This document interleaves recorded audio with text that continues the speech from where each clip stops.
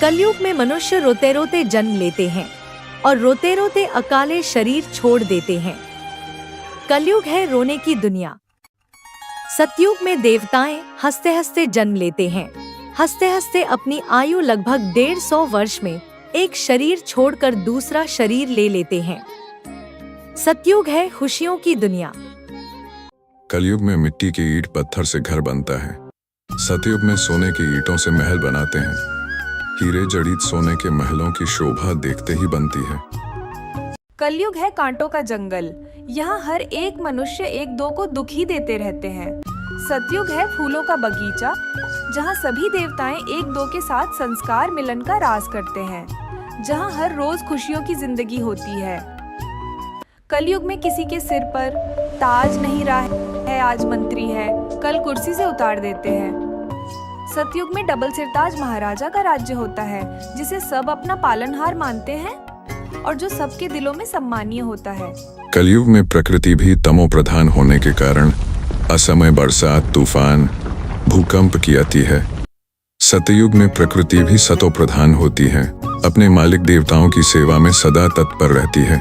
सतयुग में पांचों तत्व सुखदायी होते हैं, सदा बहारी मौसम होता है। अभी कलयुग में बच्चे स्कूलों में पढ़ाई करते हैं। सतयुग में बच्चे गुरुकुल में कलाओं के रूप में पढ़ाई करते हैं। उन्हें राज्य में सुशासन व्यवस्था, सेवा भाव, राज्य कारोबार की मानचित्र, गायन कला में निपुण बनाया जाता है। अभी कलयुग में अनेक धर्म, अनेक राज्य, अनेक भाषा होने के कारण आपस में लड़ते रहते हैं।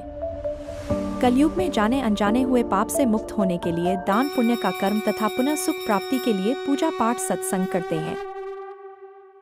सतयुग में एक राज्य, एक धर्म, एक भाषा होती है। वहाँ सभी पुण्य आत्माएं होते हैं, जहाँ कर्म अकर्म हो जाता है, कोई पाप कर्म नहीं होता, इसलिए वहाँ सदैव सुख, शांति और संपन्नता है। कलयुग में शरीर भी दुख देने वाला बीमार, कमजोर है, इसलिए यहाँ इतने सारे हॉस्पिटल और डॉक्टर है। सतयुग में शरीर सदा स्वस्थ, कंचन काया, स्फूर्ति से भरपूर, आत्मा के शरीर छोड़ने तक तंदुरुस्त रहता है, इसलिए यहाँ कोई डॉक्टर वैद्य की जरूरत नहीं। कलयुग है विकारी पाप आत्माओं की दुनिया, इसलिए यहाँ अनेक जेल, पुलिस, कोर्ट आदि है। सतयुग है पवित्र, योग शक्ति से संपन्न, आत्मिक दृष्टि वाले देवताओं की दुनिया। कलयुग में मनुष्य की दिनचर्या शरीर निर्वाह के लिए धन इकट्ठा करने में ही समाप्त हो जाता है। सतयुग में सभी के पास पर्याप्त धन संपत्ति, जमीन गाय होती है, सबके अपने अपने छोटे बड़े महल होते हैं, निमित्त मात्र वस्तुओं का लेन देन होता है। कलयुग में यातायात के लिए अनेक बिजली से चलित वाहनों का उपयोग करते हैं। सतयुग में एक्सीडेंट प्रूफ पुष्पक विमान होते हैं, जिसे 5 साल का बच्चा भी चला ले। कलयुग के आहार, भोज्य पदार्थ में भी शक्ति नहीं रही है। सतयुग में स्वादिष्ट, रसदार, नमकीन, मीठा, टेस्ट वाली फल मुख्य भोजन होता है। सतयुग के फल इतने रसदार होते हैं कि हल्का सा दबाया और रस निकला। अभी स्वयं निराकार परमपिता परमात्मा शिव कलयुग को सतयुग में परिवर्तन करने का दिव्य कर्तव्य कर रहे हैं। अब हम सबको भी ऐसी नई सतयुग की दुनिया में चलने की तैयारी करनी है। इसके लिए सिर्फ इस एक अंतिम जन्म में पवित्र रह, शरीर के झूठे भान को भूल, अपने सत्य आत्मा के स्वरूप में स्थित होकर निराकार ज्योति स्वरूप परमात्मा शिव को याद करना है।